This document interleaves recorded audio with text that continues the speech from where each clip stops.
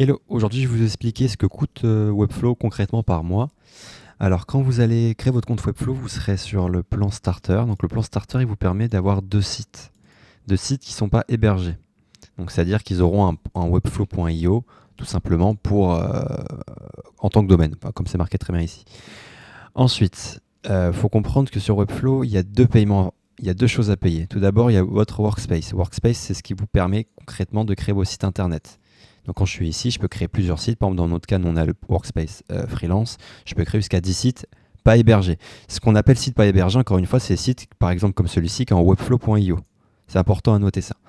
Ensuite, dans les plans, vous avez alors deux types de plans, deux catégories de plans. C'est assez compliqué à comprendre au début, d'où le but de cette vidéo-là.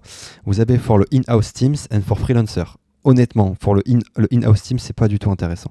Ce qui est intéressant, c'est la partie freelancer. Donc par exemple, là, pour 24 € par mois, vous pouvez avoir jusqu'à 10 sites qui ne sont pas hébergés sur un domaine personnalisé, mais sur webflow.io. Vous avez accès au CMS, le CMS qui vous permet de faire des blogs, concrètement sur un site internet. Et vous pouvez avoir jusqu'à 3 personnes sur votre workspace. Attention, pour avoir plus d'une personne, vous fera payer 24 €, comme c'est marqué ici. 24 €, c'est pour le plan freelancer par personne par mois. Donc imaginons que vous êtes 3 dans l'équipe, vous voulez travailler à 3 sur l'espace, votre espace, il faudra donc faire 24 x 3.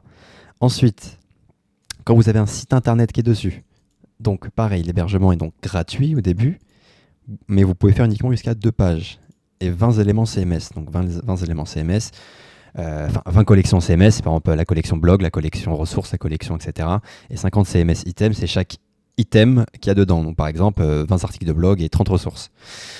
Ensuite, donc après, vous allez forcément vouloir passer au plan supérieur et c'est là où vous avez les plans payants.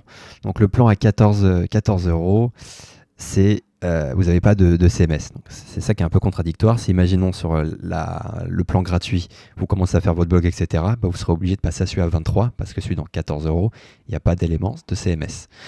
L'élément de 23, donc comme ils le disent, c'est le plus populaire. Donc là, bien sûr, domaine personnalisé jusqu'à 150 pages, 20 000 collections, 2000 items, enfin, c'est juste énorme.